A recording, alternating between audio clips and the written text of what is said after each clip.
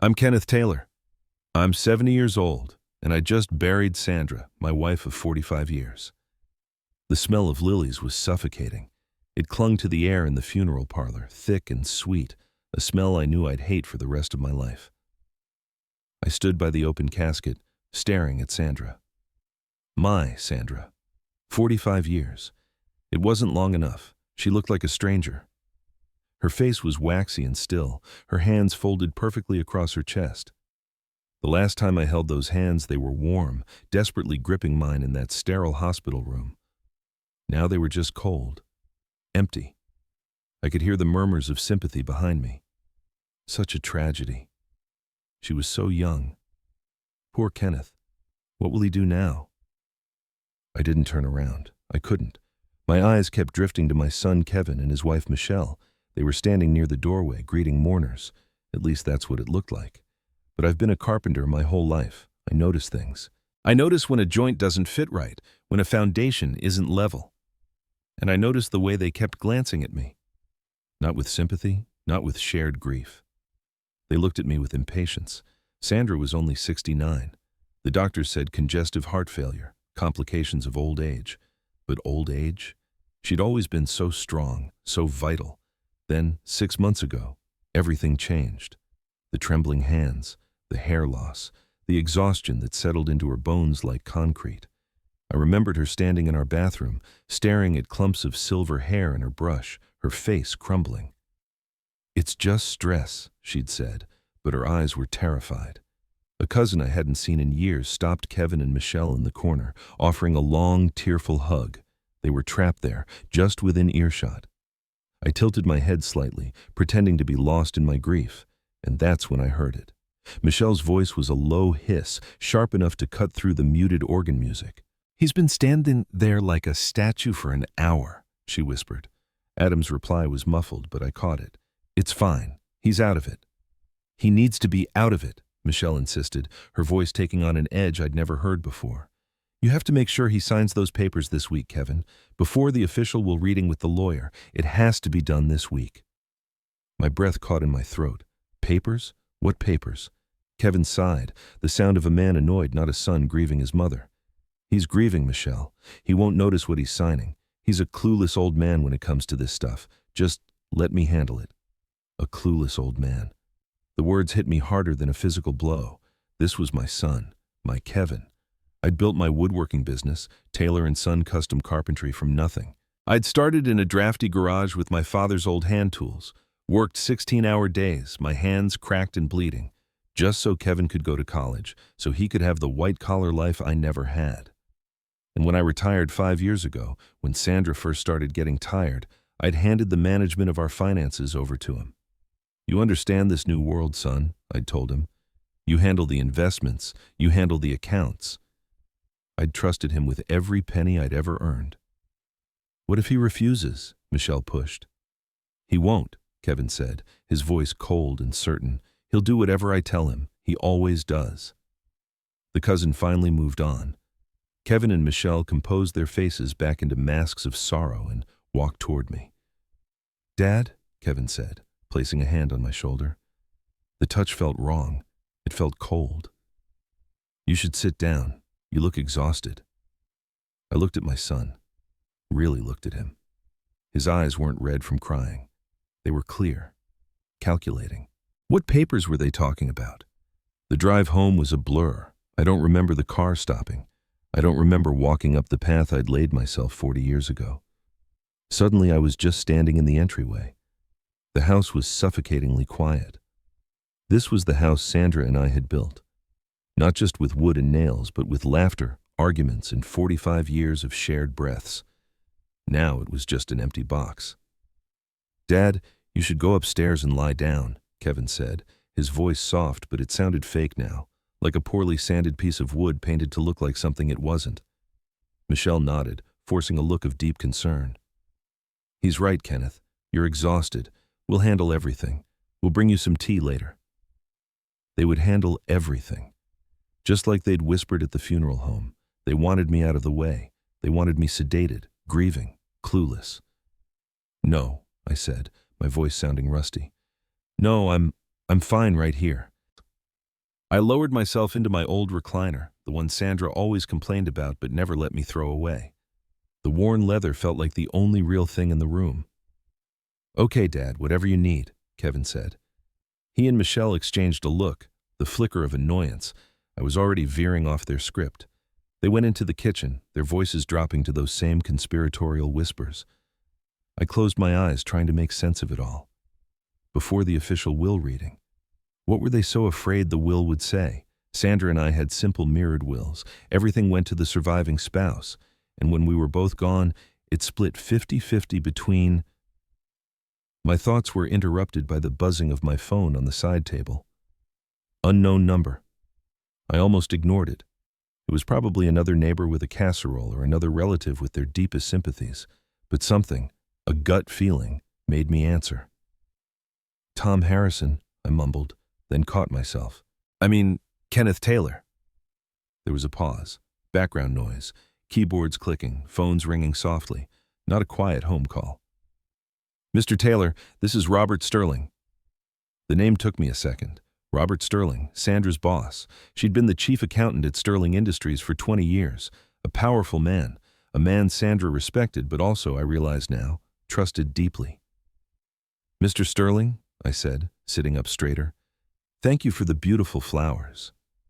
"Yes, of course," he said, but his voice was rushed. He wasn't calling to offer condolences. "Mr. Taylor, I'm deeply sorry for your loss, truly. Sandra was... she was the backbone of my company." "She loved her work," I said simply. "I know, which is why I'm calling." He hesitated. "Listen, I know this is the worst possible time. I wouldn't be calling if it wasn't critical. I found something." I gripped the phone tighter. The whispers from the kitchen stopped. "Found something? What do you mean?" "Something in her private office safe, something she left for me, a sealed envelope." His voice dropped. "I think it was meant for you." My mind flashed back to the funeral. He won't notice what he's signing. "Mr. Sterling, I just buried my wife. I need to be with my family." His voice dropped, becoming intense, urgent, and terrifyingly clear. "Mr. Taylor, do not tell your son or your daughter-in-law about this call." My blood ran cold. "What? Why?" "I don't have time to explain over the phone. Just listen to me, Kenneth." The use of my first name jolted me. Sandra was worried. She told me things. The thing I found in her safe, it confirms it. He took a sharp breath. "Get out of that house. Go somewhere public and come to my office, but do not tell them where you're going. Do you understand me?" He wasn't asking. He was commanding. I don't... "Kenneth," he said, cutting me off, "the things I found, they concern Kevin. They concern his finances, and they concern Sandra's health." He paused, letting the words hang in the air like poison. "You need to listen to me very carefully. Based on what I'm looking at right now, you could be in grave danger." The phone clicked dead. The word danger echoed in the suffocating silence of the living room. Grave danger. What in God's name was he talking about? Sandra and I lived a quiet life. I was a carpenter. She was an accountant. We didn't have danger. We had garden club meetings and Sunday dinners. I looked down at my own hands, calloused and stained from decades of work. They were trembling. Before I could even process Sterling's warning, I heard footsteps on the stairs. Kevin and Michelle. Their whispering had stopped. They walked into the living room together, standing shoulder to shoulder. It felt practiced, like a performance. Michelle was holding a thick blue legal folder. "Dad," Michelle said, her voice dripping with a sweetness so fake it made my teeth ache. "We know this is it's the worst time, but we found some papers Mom had prepared." She sat on the ottoman in front of my recliner, leaning in close, placing her perfectly manicured hand on my knee. I instinctively wanted to pull away. "She wanted us to handle everything, Dad, to take all the stress off your shoulders," she cooed, looking at me with wide, supposedly sympathetic eyes. Kevin stood behind her, arms crossed like a silent enforcer. Michelle opened the folder. "This is it's a power of attorney. It lets Kevin and me manage the estate, pay the bills, handle the accounts, just like Mom wanted." She slid a paper toward me, already marked with a bright yellow sign here sticker. My eyes scanned the document, Legal jargon I didn't understand. Full authority. Liquidate all assets. Liquidate? I asked, my voice barely a whisper. It's just legal language, Dad, Kevin said quickly from behind her. It just makes things easier, and Michelle added, her voice impossibly gentle. It includes the authorization to sell the house. The air left my lungs. Sell the house? I looked around the room. My eyes landed on the stone fireplace. I'd hauled every single one of those river stones myself. I'd built that mantel with my own 2 hands from a piece of reclaimed oak Sandra had found at an estate sale. This is our home, I said. It was, Kenneth, Michelle corrected gently, as if speaking to a child. But it's too big for you now. All the upkeep, all the memories. Mom didn't want you to be burdened. She wanted you to move into a nice, simple condo, something manageable. We've even been looking at a few lovely places over in... Sandra, I interrupted, my voice rising, never said one word to me about selling this house. Not one. We were supposed to grow old here. The sweet mask on Michelle's face cracked just for a second, a flash of pure, cold annoyance. Kevin stepped forward immediately, his tone sharp and impatient. Dad, you're forgetting, he said, not as a question, but as a statement. We did talk about this last month when she was still in the hospital. I stared at him. No, we didn't. Yes, we did, Kevin insisted. He sighed, a performance of long-suffering patience. Look, Dad, you were under an incredible amount of stress. You were exhausted. Mom's illness, it made you tired. You're forgetting things. He was gaslighting me. He was standing in my living room on the day I buried his mother, telling me my mind was broken. You agreed it was the best thing, Kevin continued, pressing his advantage. You said you couldn't handle the upkeep alone. Mom was there. She heard you. Mom was there. How convenient. The only other witness was gone. I looked at the signature line. I looked at their expectant faces. Was it possible? Had I forgotten? The last few months had been a blur of hospital visits, sleepless nights, fog of grief. I felt a wave of dizziness. I don't remember, I stammered. Exactly, Michelle said, her voice soft again. That's why we're here, to help, Dad. Just sign it. We'll take care of everything. It's what Sandra wanted. Grave danger. Sterling's words smashed through my confusion. Do not tell them. I looked at the pen in Michelle's hand. I looked at the folder, and I knew, with chilling certainty, that I was not signing a thing. No, I said. The word hung in the air, small but heavy. Michelle's painted smile froze. What? What do you mean, no? I mean no, I repeated, pushing the folder back across the coffee table. I don't remember this. I don't remember agreeing to sell my home. Kevin's arms tightened across his chest. Dad, I just told you. You were exhausted. You weren't thinking clearly. I'm 70 years old, Kevin. I'm not senile. My voice was firmer now, finding an anchor in the ice-cold fear forming in my stomach. I may be tired. I'm definitely grieving. But I would remember agreeing to sell the house I built for your mother. The mask didn't just crack. It shattered. Michelle's face, moments ago a picture of tender sympathy, hardened into something ugly and cold. Dad, don't make this difficult, she snapped, her voice losing its sugary coating. This is what Sandra wanted. She told us. She never told me, I shot back. Well, maybe she didn't want to upset you. Michelle stood up, her hands clenching into fists at her sides. Maybe she knew you'd be stubborn. The raw frustration in their faces confirmed everything. This wasn't the gentle persuasion of loving children dealing with a grieving father. This was the anger of salespeople whose easy deal just fell through. This was the anger of thieves who'd just been caught. Sterling's voice screamed in my head.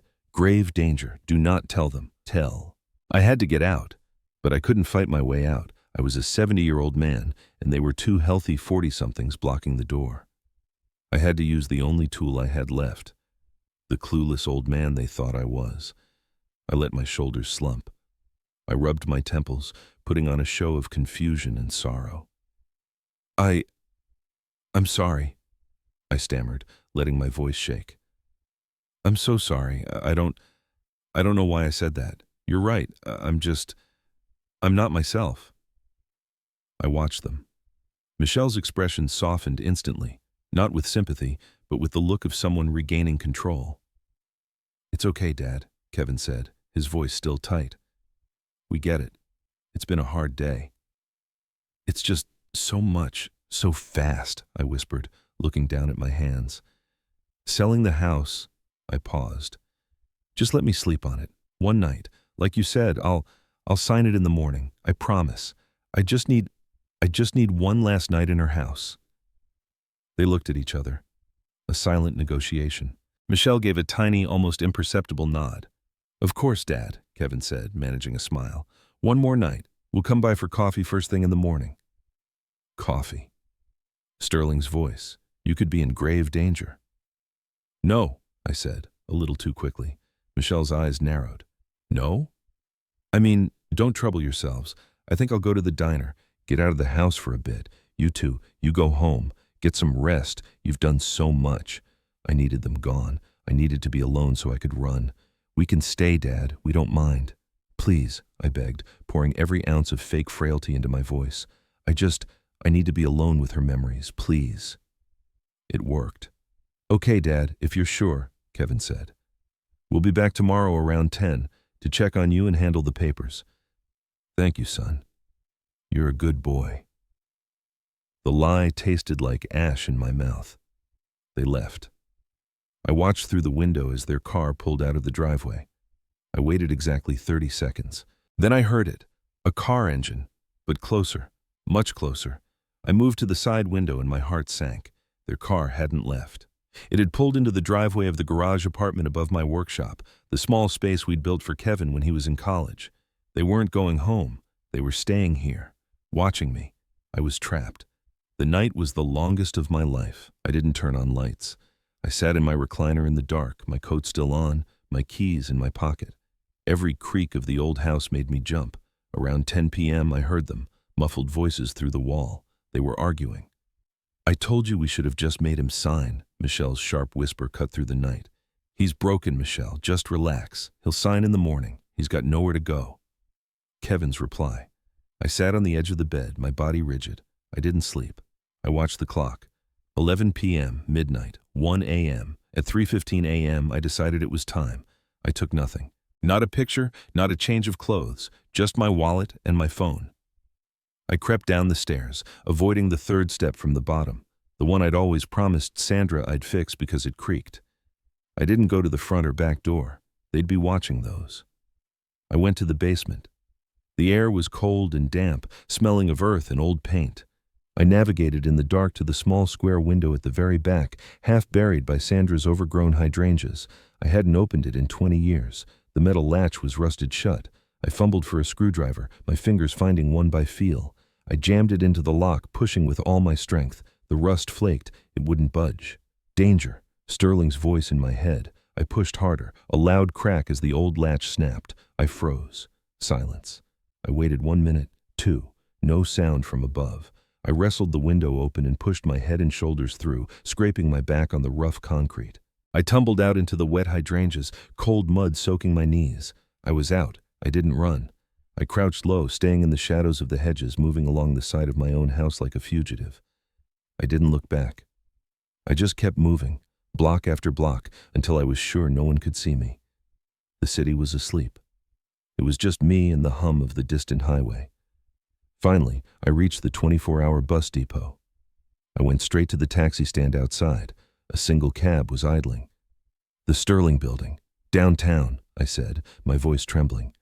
The driver looked at me in the rearview mirror, an old man, out of breath, his coat stained with mud. He just nodded and hit the meter. As the taxi pulled away, I finally looked back. I realized I had no home to return to. The taxi pulled up to a tower of black glass that seemed to pierce the pre-dawn sky. The Sterling Building. I'd never been here before. Sandra's world, not mine.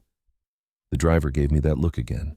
I paid him with shaking hands and stepped out onto the polished granite sidewalk.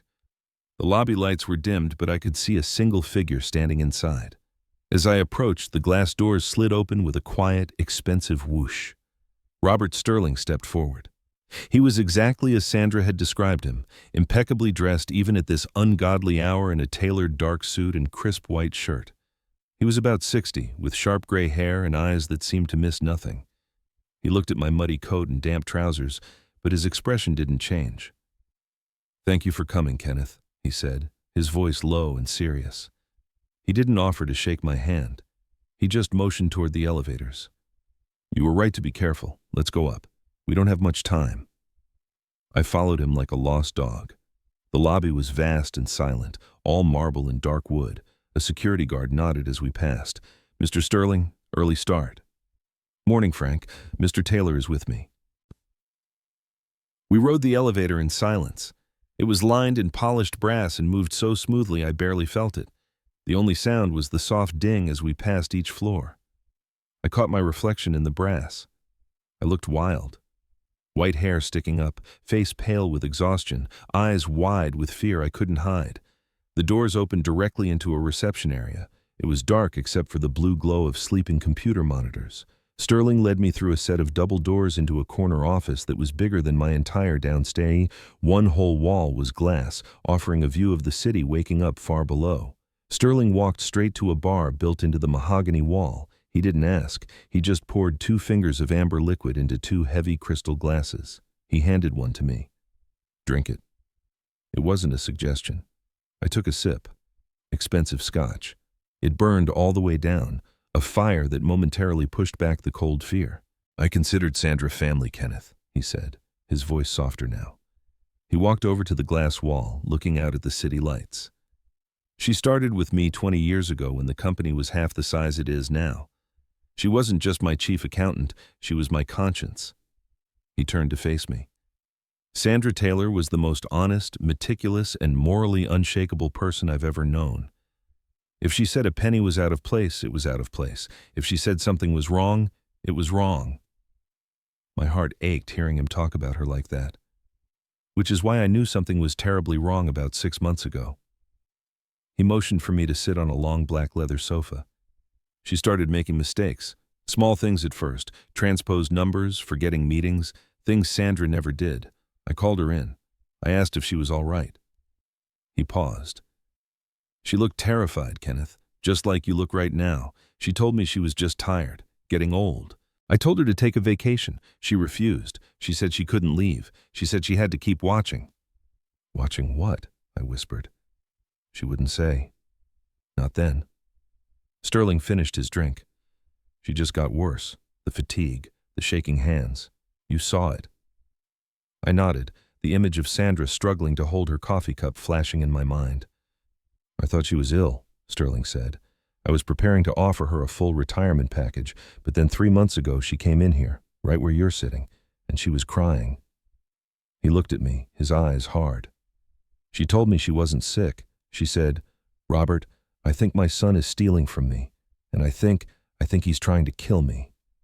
The words hit me like a physical blow. Even though I'd fled my own home, even though Sterling had warned me, hearing him say it, hearing that Sandra knew, it was devastating. "But that's not why I called you," Sterling said, his voice dropping. "That's not what I found." "Then what?" He walked to his desk and picked up a manila envelope. "After the funeral announcement, I sealed her office, company policy. This morning, I went in to start organizing her files. I opened her personal safe." He held the envelope out to me. My name was written on the front in Sandra's familiar, elegant handwriting, shaky, but hers. She left this inside with a note attached. The note just said, "If I die, give this to Kenneth, and don't let Kevin see it." Before I could reach for it, Sterling placed it back on his desk, just out of reach. "Not just yet, Kenneth. That's for you and you alone. But first, there's someone else you need to meet. He's been waiting for us." He led me out of his office, back into the dark reception area. He walked to a set of frosted glass doors at the far end, a conference room. He pushed the door open. A man was standing by the floor-to-ceiling window, a dark shape against the glittering skyline. He turned as we entered. He was nothing like Robert Sterling. Where Sterling was polished and controlled, this man was rough. Maybe 50, wearing a worn black leather jacket and faded jeans. His face was all sharp angles and 5 o'clock shadow. His eyes were dark, sharp, and serious. "Kenneth Taylor," Sterling said, closing the door behind us. "This is Jake Morrison. He's a private investigator." The words didn't compute. A private investigator? What's going on? Why is he here? Sterling took a deep breath. Kenneth, I hired Jake 2 months ago. For what? Corporate security? No, Sterling said, his voice flat. I hired him to investigate Sandra. It was a physical blow. The air rushed out of my lungs. You what? All the grief, the fear, the exhaustion of the last 24 hours found an outlet. It exploded into pure rage. You dared! I took a step toward Sterling, my fists clenching. You dared to spy on my wife, my sick wife, while she was dying? What kind of monster are you? Kenneth, you don't understand. No, you don't understand, I was shouting now, my voice cracking. She gave you 20 years. She was the most loyal person I've ever known. Get him out of here. Whatever sick secret you think you found, I don't want to hear it. The investigator, Morrison, hadn't moved an inch. He just watched me with those unreadable eyes. Now he spoke. His voice was gravelly and low, cutting through my anger like a serrated knife. He's right, Mr. Taylor. You don't understand. You stay out of this, I snarled, turning on him. Morrison took a step forward, ignoring my threat. I wasn't spying on your wife, sir. I was working for her. I stopped. My mouth was open. My fist was still clenched. What? Robert Sterling didn't hire me to investigate Sandra, Jake Morrison said, his dark eyes looking straight into mine. He hired me because Sandra requested it. He paused, letting the impossible weight settle in the room. Your wife, Mr. Taylor, was my client. My mind just stopped. The anger evaporated, replaced by cold void. Sandra was the client? I whispered. That's impossible, she would have told me. Jake Morrison didn't blink. 3 months ago, your wife requested a private meeting with Mr. Sterling. She came to this room terrified. She said she believed she was seriously ill, but didn't trust her doctors. Dr. Evans has been our doctor for 20 years. Because the symptoms didn't add up, Sterling cut in.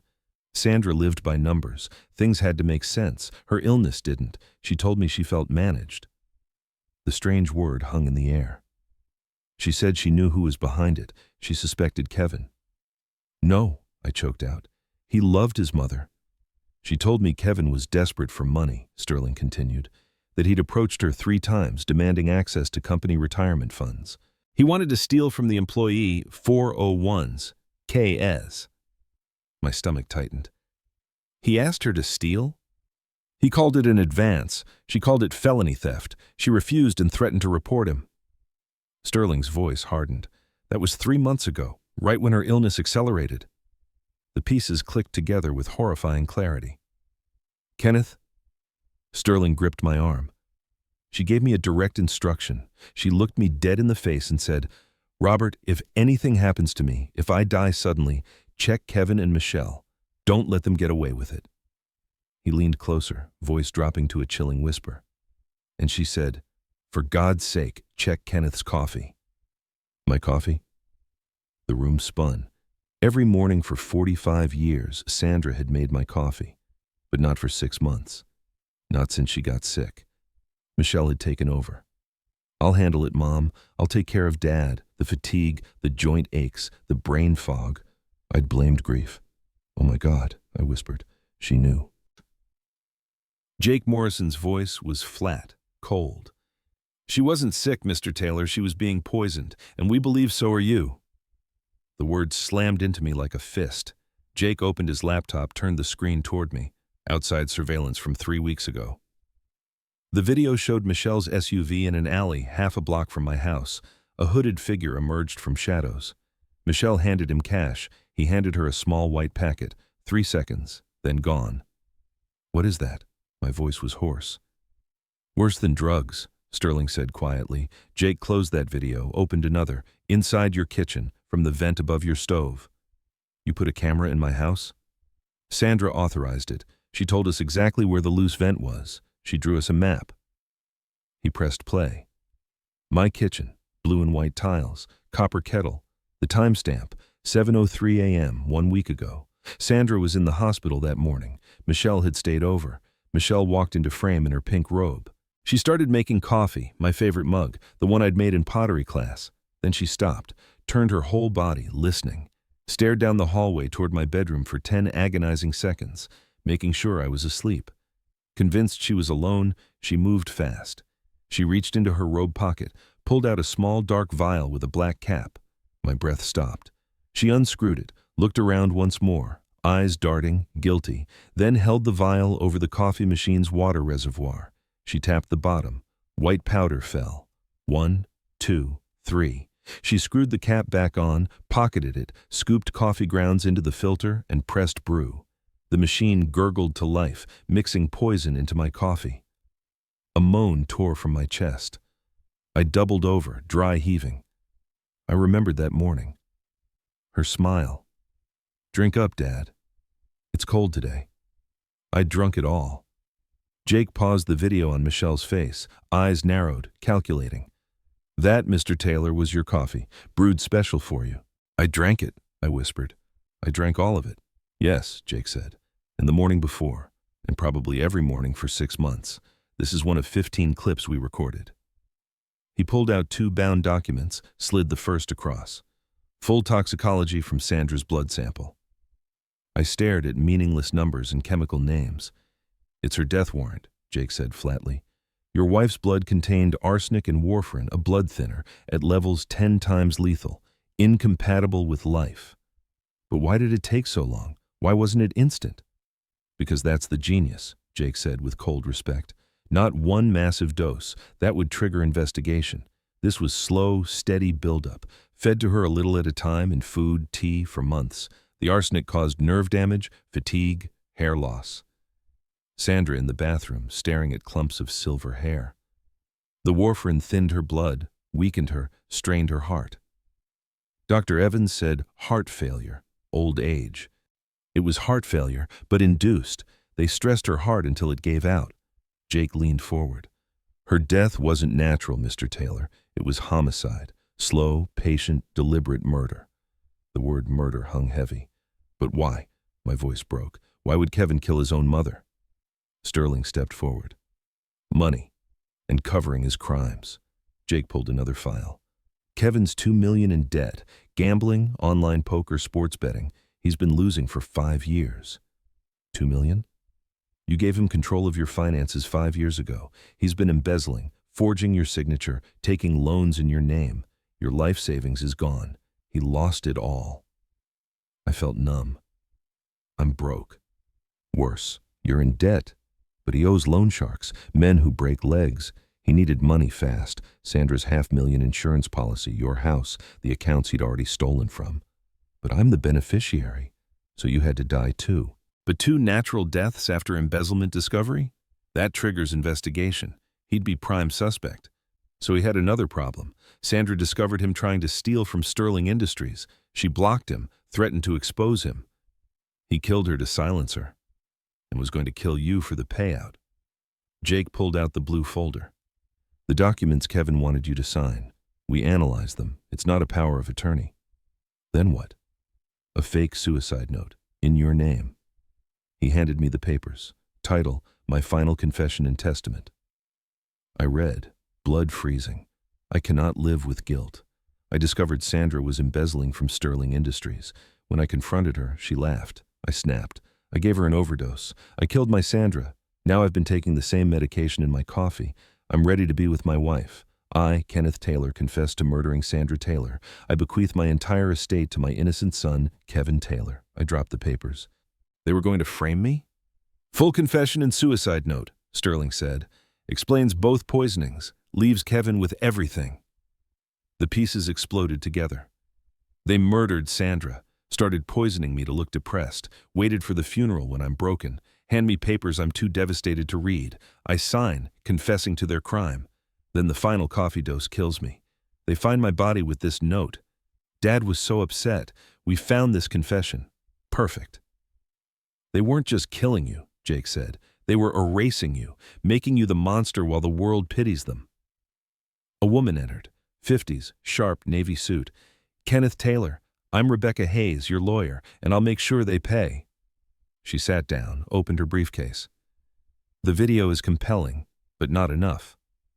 "What?" Sterling demanded. "It's murder on camera." "A lawyer will say Michelle added health supplements, that the thermos was contaminated after Sandra gave it to Jake." They'll create reasonable doubt, get bail, and disappear, or finish the job. So what do we do? I asked. We catch them in the act, Jake said. Police are on standby, but they need the final piece, witnessing them administer poison, seizing the coffee and vial simultaneously. Perfect chain of custody, no doubts. I saw where this was going. You want me to go back? It's the only way, Sterling gripped my shoulders. For Sandra. The words cut through my panic. For Sandra. She'd used her dying breath to give me this chance. How? I whispered. You go back at 8, Jake said. Say you walked all night, scared. Apologize. Say you're ready to sign. Then ask for one thing, a final memorial dinner. Ask Michelle to make Sandra's favorite chicken. Tell Kevin you're tired, can't face morning alone. Ask him to make you coffee, just like Mom used to. You want me to ask for poison? We need to see them do it willingly. But first, we wire the house. After they agree to dinner, say you need fresh rosemary from the farmer's market across town, that expensive wine. Insist all 3 of you go. Take your time shopping. Give my team 2 hours. While we're gone, my team goes in through your basement window. Wire the kitchen, cameras and smoke detector, microwave clock, vent hood. He held up a small button. This goes on your shirt, microphone and panic button. Press it if anything feels wrong. Police will be there in 30 seconds. Jake's eyes locked on mine. Can you do that, Kenneth? For Sandra? I looked at the lab report, the video, thought of Sandra fighting for me with her last breath. I stood up, legs shaky but holding. I can. Let's catch them. Jake dropped me off 2 blocks from my house at 8:15 a.m. The sun was just rising, painting the sky pale gray and pink. The world was too quiet. Every step on the familiar sidewalk felt alien. This was the street I'd lived on for 45 years. I knew every crack, every oak tree. But now it felt like a movie set. Nothing was real. As I got closer, I saw it. My house. Sandra's roses wilted from cold like weeping mourners. In the window above the garage, the curtain twitched. They were watching. They'd been waiting all night. Be broken. Be clueless. Be manageable. I let my shoulders slump. I scrubbed my face with my hands, making sure my eyes were red. The tremor in my hands didn't need faking. I was terrified. I shuffled up the front walk like a defeated old man surrendering. Before I could get my keys out, the front door flew open. Kevin stood there in wrinkled clothes, hair a mess. He looked like he hadn't slept either, from anger, not grief. Dad, where the hell have you been? He snapped. We've been calling all night. Michelle appeared behind him, arms crossed, face cold with fury. We didn't know what to think. You just ran off. This was it, the performance of my life. I looked at them, eyes wide, and let my lower lip tremble. I manufactured a dry sob. I'm sorry, I whispered, my voice cracking. I stumbled past them into the entryway, letting my coat slide off onto the floor. I started walking. I couldn't be in the house.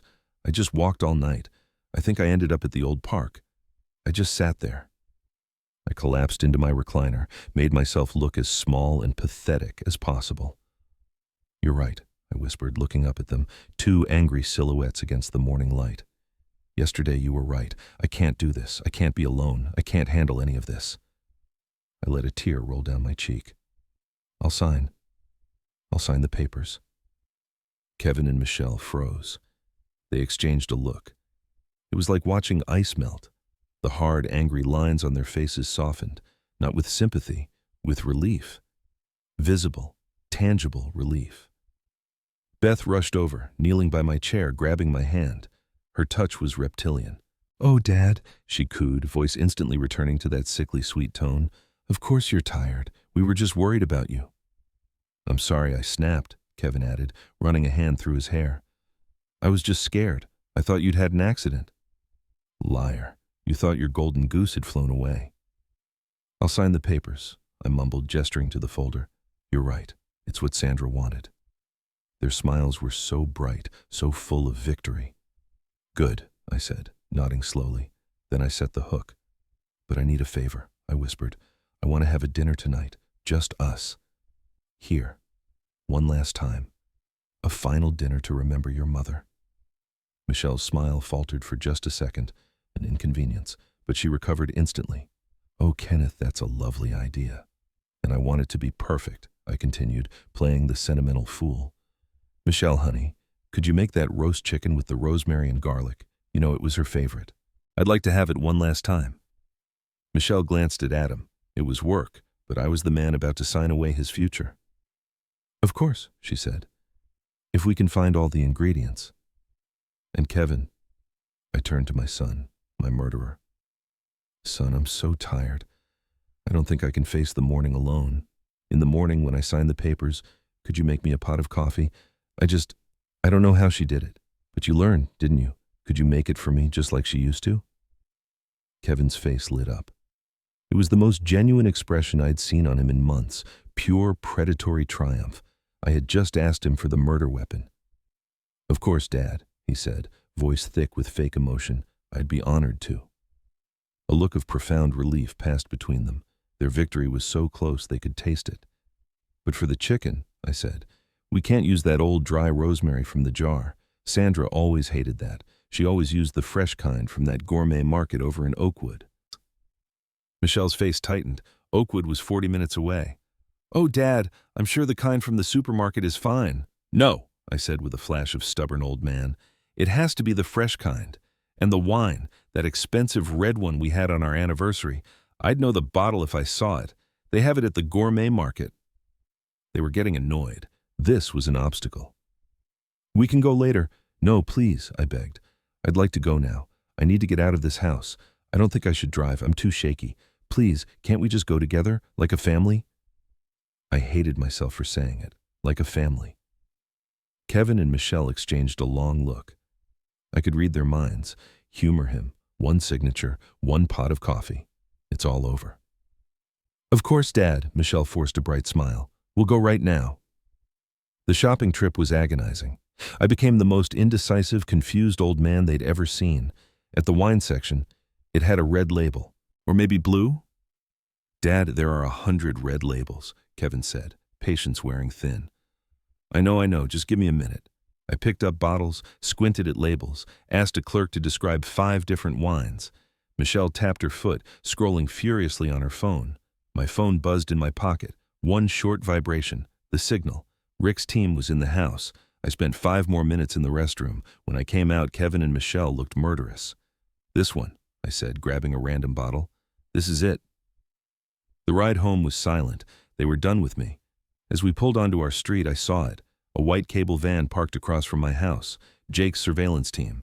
We walked back into the house. It looked exactly the same, not a cushion out of place. But I knew it was different. The smoke detector, the microwave clock, the vent hood, all watching. Thank you, children, I said, voice trembling. And this time it was real. This means so much. Michelle managed to smile. Of course, Dad. Now let's get started on this dinner. Tomorrow is a big day. I just nodded, heart pounding like a trapped bird. Yes, it is. The dinner was surreal. The smell of rosemary, Sandra's smell, filled the house. Michelle had made it perfectly. A grotesque mockery. We sat at the dining room table I'd built from black walnut 40 years ago. Michelle had used Sandra's best china, the silver, the lace tablecloth, a perfect performance of a loving family. I forced myself to talk, to fill the silence with memories. I remember the day Kevin was born, I started. Sandra was so strong. She held him up and said, "He has your hands, Kenneth. He's going to build things." Kevin froze, fork halfway to his mouth. I remember our 40th anniversary, that wine. She laughed so hard she cried. She said she wished we had another 40 years. Dad, Kevin said sharply, don't do this to yourself. He's right, Kenneth, Michelle said, smile tight. There's no point dwelling on the past. We have to look forward, handle the future. There it was. The impatience, the dinner was over, the performance done. You're right, I said, shoulders slumping in defeat. It's just hard. Let's just get it over with. The relief on their faces was disgusting. I didn't sleep. I sat in that recliner all night, the button microphone taped to my chest, feeling heavy like a medal for a battle I hadn't yet survived. At 7:30 a.m., I came downstairs wearing the shirt Jake had given me. The button was the top one, camera and microphone in one. Kevin and Michelle were already in the kitchen, waiting. My heart hammered against my ribs. Good morning, son, I said, my voice shaking. No acting required. I'm so tired and cold. Could you make me that coffee now? Kevin smiled, a smile full of victory. Of course, Dad, right away. He went to the counter. Michelle stood beside him like a casual partner. In the house across the street, I knew 6 detectives were watching high-definition screens. Kevin took down my mug, the heavy ceramic one, started filling the machine with water. Michelle reached into her pink robe pocket, pulled out the small, dark vial. "Don't forget Dad's vitamins, honey," she said, voice loud enough for me to hear, loud enough for the microphones. "We need him to get his strength back, to feel better after all this." "Right," Kevin said. He took the vial from her. I watched, breath frozen, as my son unscrewed the black cap. He glanced over his shoulder. I quickly looked down at my hands, pretending to be lost in sad thoughts. I heard it, a sound that pierced the quiet. Tap, tap, tap, 3 precise taps of the vial against the water reservoir, white powder drifting down, dissolving instantly. He was poisoning me, right there, 10 feet away, murdering his father just as he'd murdered his mother. He stirred the water with a spoon before pressing brew. The machine gurgled to life, a death rattle. Michelle smiled at me. "See, Dad? We'll take care of everything." The coffee finished. Kevin poured the steaming black liquid into my mug, brought it over, set it on the kitchen table in front of me. "Here you go, Dad," he said softly. "Drink up. It'll make you feel better." I stared at the cup. Steam rose in lazy, inviting curls. My hand trembled as I reached for it. We need the chain of custody. We need the act. I had to make this look real. I gripped the heavy ceramic handle, brought it halfway to my lips, and let my wrist collapse. "Oh!" I cried out, genuine panic. The mug crashed onto the table. Scalding, poisonous liquid exploded everywhere, splashing my lap, the floor. "Oh God, I'm so sorry," I yelled, jumping up, batting at the hot liquid. "I don't know, my hands are shaking so badly. I'm so clumsy. I've ruined it." Silence. I looked up. Kevin and Michelle were staring at the spilled coffee, not with concern, but with pure, unadulterated fury. All that careful measuring, all that poison, wasted. Kevin's jaw clenched so tight a muscle jumped in his cheek. Michelle's eyes were slits. "I'm so sorry, Kevin," I stammered, grabbing napkins. "I ruined it. I still really need that coffee. I'm just so cold. Please, son, could you please make me one more cup?" Kevin stared at me. His eyes were murderous. He wanted to scream. I could see it. He looked at Michelle. She gave him the tiniest nod. "Do it again. We have to. He's signing the papers." Kevin's breath hissed out. "Fine. Yeah, I'll make another pot." He turned his back, grabbed a new mug, went to the sink, and Michelle reached right back into her pocket, face a mask of cold determination, and pulled out the vial again. I watched them. And in the surveillance van 2 streets over, I knew Jake was watching too. "Got you," I thought. "Got you again." Kevin poured water. Michelle unscrewed the vial, held it over the reservoir. Tap, tap, tap. The second cup of poison sat on the counter, my supposed coffee. Kevin turned with it, smiling, and that's when the world exploded. "Police! Hands up! Now!" The front and back doors burst open simultaneously. 6 officers in tactical gear flooded in, guns drawn. Michelle shrieked, a single piercing scream that shattered the air. She stumbled backward, tripping, crashing into the counter. The vial flew from her hand, shattering on the floor. Kevin spun around, eyes wide, looking for escape. He bolted for the back door. 2 massive detectives tackled him, slamming him against the wall under Sandra's painting of roses. "Kevin Taylor, Michelle Taylor," a detective shouted. "You are under arrest for the murder of Sandra Taylor and conspiracy to murder Kenneth Taylor." "No, no," Michelle was sobbing on the floor. "It was him. He made me. It was his idea. He said he'd kill me too." Kevin was silent, face pressed against the wall, hands being yanked behind his back. Jake Morrison walked calmly through the chaos. He went straight to the kitchen, returned with a clear evidence bag. Inside it was the second coffee mug, the full one, the poisoned one. "We have it all, Kenneth," he said, voice grim but loud. "We have the video, we have the lab reports, and now we have this." He looked at Kevin, twisted in the officer's grip, face a mask of disbelief and venomous hatred. Hatred for me. "You should have known," Jake said to him. "Never underestimate a clueless old man." 6 months later, I sat in a packed courtroom, every seat filled with reporters, curious onlookers. The media called it the poisoning case of the century. Rebecca Hayes stood before the jury. You will see video. You will see Kevin Taylor and Michelle Taylor knowingly, deliberately poison their parents, not once, dozens of times. Kevin's lawyer tried. My client was threatened by Michelle. He's a victim of domestic abuse. Then the video played. The courtroom watched in horrified silence. Michelle in her pink robe handing Kevin the vial, her voice captured crystal clear. "Don't forget Dad's vitamins." Kevin tapping poison into the coffee machine. Tap, tap, tap. A woman in the jury gasped, hand over her mouth. They watched me spill the first cup, watched me beg for another, watched Kevin do it again, calm, calculated, knowing exactly what he was doing. When the video ended, the silence was absolute. Then Michelle shrieked, "It was him! He made me! He told me it was just vitamins! I didn't know!" Kevin finally spoke. "She's lying. It was all her idea." They turned on each other, exactly as Rebecca predicted. The jury deliberated 45 minutes. "On the charge of murder in the first degree of Sandra Taylor, how do you find?" "Guilty." "On the charge of conspiracy to commit murder of Kenneth Taylor?" "Guilty." Michelle slumped, sobbing cut off like someone cut her strings. Kevin just stood there, staring straight ahead. The judge looked down at them with pure disgust. "For the cold, calculated murder of your mother and the conspiracy to murder your father and frame him for your crimes, this court sentences you both to 2 consecutive terms of life in prison without possibility of parole." Michelle fainted. Kevin just nodded. As they cuffed him, he turned, looked at me one last time. His eyes were empty. The hatred was gone. Nothing left at all. 1 year later, I stood in the empty house. After the trial, I couldn't live here anymore. Too many ghosts. I'd sold it. The money, after paying Kevin's debts, I donated to a fund for domestic violence victims. I stopped at Sandra's rose garden. The roses still bloomed, despite everything. I knelt, touched a petal. "You saved me, Sandra," I whispered. "You used your last breath to save me. I'll never forget." A car door closed. Robert Sterling stepped out. "Ready?" he asked. I nodded. I'd accepted his offer to be an honorary advisor for Sterling Industries' compliance department. Not much work, but it gave me purpose. On the way out, I looked back at the house one last time.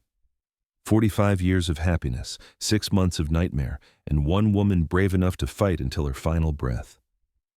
"People say time heals all wounds," I said quietly. "But some wounds never heal. When the son you love becomes a killer, when you have to send your own child to prison, that wound never closes." I turned away. But I'm alive. Sandra died so I could live. And I'll live long enough to make sure she didn't die in vain. I'm Kenneth Taylor. I'm 71 years old, and I'm a survivor.